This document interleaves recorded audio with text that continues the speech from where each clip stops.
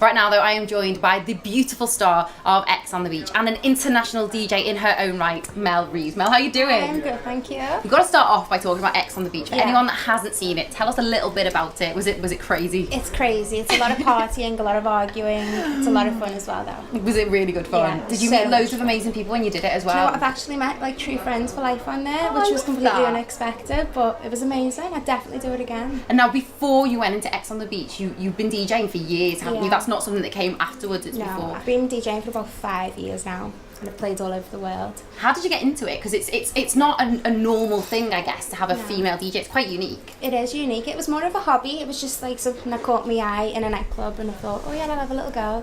And it just, as soon as I got one lesson, the ball started rolling. How long did it take you to go from kind of when you started out messing around to where you were like, I'm really comfortable doing this, I'm ready to like perform? 1 week. Really? And I failed completely. Oh, no. I cut all the music off in the club in London, and I was like, right, I'm never doing that again. No. And then about 3 months later, after I practiced a little bit more, I got myself. You've DJed like all over the world, like Yeah. internationally in India. What has been the biggest highlight for you? What's been like the best gig that you've ever done? I think in Australia, because I was playing with like Will Sparks, Trimmy Trumpet, and Joel Fletcher. They were like the biggest people I played with, and the crowds were unbelievable. Like it was immense. How crazy is it travelling all the time though? Does it take its toll? Is it quite hard work to do that? It's a lot more exhausting than people would imagine.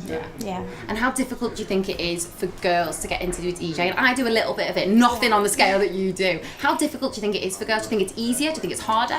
I think it's easy to get into, but if you're no good at it, then if you go by reputation, so you can try, you'll get work. If you're no good, then that's it, you won't really get work. And what kind of music do you play? Because obviously there's a whole spectrum that you could go for. What's your thing? I mostly play house, like commercial house. I play a little bit of R&B here and there if I have to, but house mostly. Makes it a bit sexier with the R&B, doesn't it? I love that. Now you've got a big gig coming up in Liverpool, and it's different to ones you'd normally do. Tell us a bit about it. It's an under-18s event actually. I'm playing with Mark Ingham, Ian Longo.